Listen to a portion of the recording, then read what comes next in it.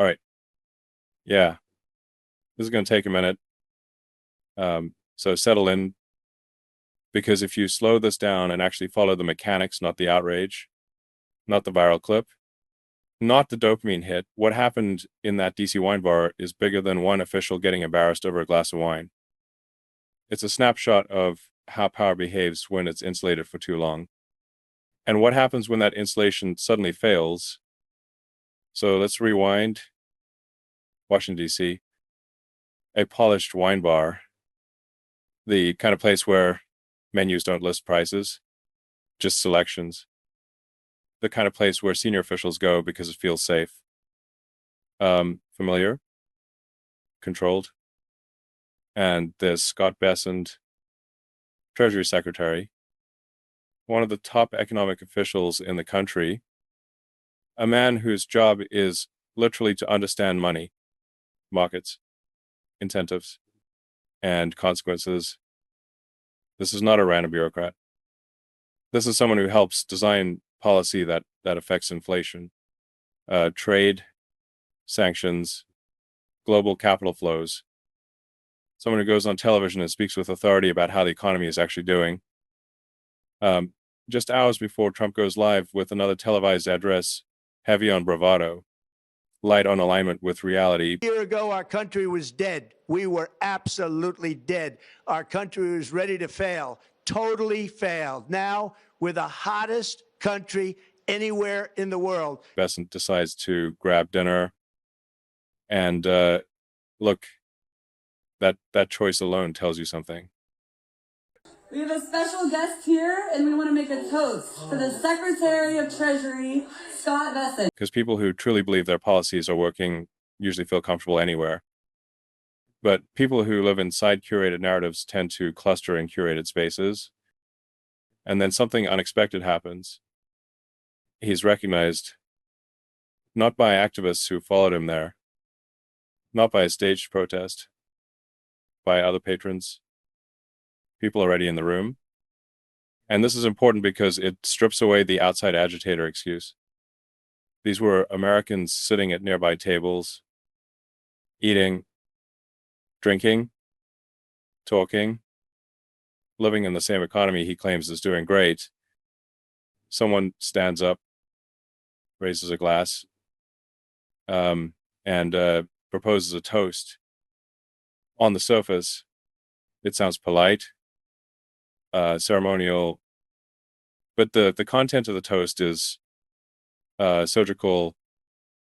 They start talking about sanctions, economic warfare, human consequences, and suddenly the room isn't abstract anymore. Because sanctions are one of those policies that look clean on paper. They don't involve bombs. They don't involve troops. But according to UN agencies, peer-reviewed studies, and even US government reports, broad sanctions correlate with massive humanitarian damage, medical shortages, food insecurity, excess mortality, hundreds of thousands of deaths annually in heavily sanctioned regions. This isn't fringe ideology. It's documented. It's in academic journals. It's cited in congressional hearings, yet these consequences rarely show up in press briefings. So now imagine sitting there, fork halfway to your mouth, while someone across the room calmly reminds you that policy has bodies attached to it. That's when the boos start. And not the cartoon kind, the uncomfortable kind, because booing in a wine bar isn't performative. It's socially risky. People don't do it unless something inside them is snapped. And then comes the history lesson. Scott Bessent is repeating the false claim that tariffs are not a tax on consumers. If you do not believe me, believe American history. Let's go back to the Smoot-Hawley Act of 1930, shall we? The year after the Great Crash. Unemployment surged and industrial production plummeted. What happened? We raised tariffs on roughly 20,000 imported goods. What was the goal? to protect American farmers and manufacturers. Have we heard that before? At the time, more than 1,000 economists urged then-President Herbert Hoover to veto this bill, warning that it would injure the majority of our citizens. But in the end, Hoover signed it into law. And other countries retaliated with their own tariffs. Does that sound familiar? Global trade collapsed by 65% between the years 1929 and 1934. No surprise, dramatically worsening the Depression. So if you do not trust the warning signs, just trust history and the painful scars on our country's economic past. Tariffs are hidden taxes on American consumers. And yet Treasury officials go on TV and say tariffs aren't taxes on consumers. So when someone in that wine bar says, if you don't trust us, trust history, that's not heckling. That's an audit. And this is where things shift, because the confrontation isn't chaotic. It's articulate. People are citing facts, referencing death toll estimates, talking about Venezuela, about oil sanctions, about Trump's own words earlier that day. This isn't rage without content. It's frustration with receipts. And now this is the part that really matters. Besson doesn't respond. He doesn't stand up and debate. He doesn't correct facts. He doesn't engage. Witnesses say he spits out his food. That's not a metaphor. That's a physiological reaction. Stress response. The body realizing the environment is no longer safe. And he leaves. Just leaves. No explanation. No statement. No courage to finish the meal. And that moment right there is the entire story. Because when officials believe in their own narrative, they defend it. When they don't, they exit. Now let's zoom out. Americans polled by this network told us President Trump makes prices and inflation sound better than they really are. And his approval rating on the economy is now down to 36% in our latest poll. On inflation, approval is even lower, at 32%. Don't you need to show that you feel the pain? Well, Margaret, I think the president's frustrated by the media coverage of what's going on. Just as the polling of average Americans. Yeah, but I think the average Americans, they are hearing a lot of it from media coverage. The American people don't know how good they have it. Do you think there is an affordability problem? Sorry?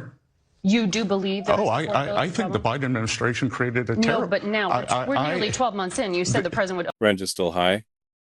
Food prices haven't come down. Credit card debt is at record levels. Auto loan delinquencies are rising. People don't need charts to feel pressure. They feel it at checkout. And when officials say, Americans don't know how good they have it, it lands as contempt, not reassurance. So what happened in that wine bar wasn't bullying. Guest here, and we want to make a toast for the Secretary of Treasury, Scott Besson. So let's give it up for the man who is eating in peace as people starve across the world based on his sanctions, which are economic warfare. Of course you're going to boo this. It's the truth. He oversees the death of 600,000 people due to sanctions annually. And this president, let's cheers to the Monroe Doctrine. Trump today said that Venezuelan oil. And you have no idea how ignorant you are. Ignorant. You are responsible for the death of 600,000 people annually because of sanctions. How many people are going to die because of the blood is on your hands? The blood is on your hands. You should be ashamed.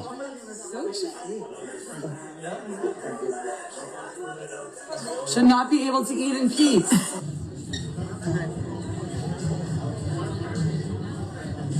So we're here at a restaurant in Washington, D.C., right before Trump was about to announce the accomplishments of this administration and what's to come. The Secretary of Treasury, Scott Besson, was here in this fancy restaurant as he oversees the very policies that allow for children across the world to starve to death, and over 600,000 people a year die because of economic sanctions. So all of these war criminals that live amongst us, we need to be using our voice and confronting them because the blood of so many people across the globe is on their hands. So now the secretary just left. He was so uncomfortable that he was confronted and he just walked out of the restaurant. I was sitting right here next to Scott Bassett over there. When he found out you guys would not be kicked out, he spit in his food, stood up, looked at the waiter, and sauntered off like a real housewife. That queen, drama queen, over him. Literally spit in his food. That's our Treasury Secretary. Are you kidding me? It's so embarrassing. So when someone in that restaurant says, the blood is on your hands, it's not about moral theater. It's about collapsing distance between decision and consequence. And that collapse is terrifying for people used to operating far from outcomes. So, yeah, Besant leaves. And someone jokes about whether he paid the bill, which is funny, but also symbolic. Because the real bill is never paid at the table. It's paid by consumers, by sanctioned populations, by future generations dealing with distorted markets. And that's the thing. You can leave a restaurant, you can avoid a conversation, but you can't outrun accountability forever.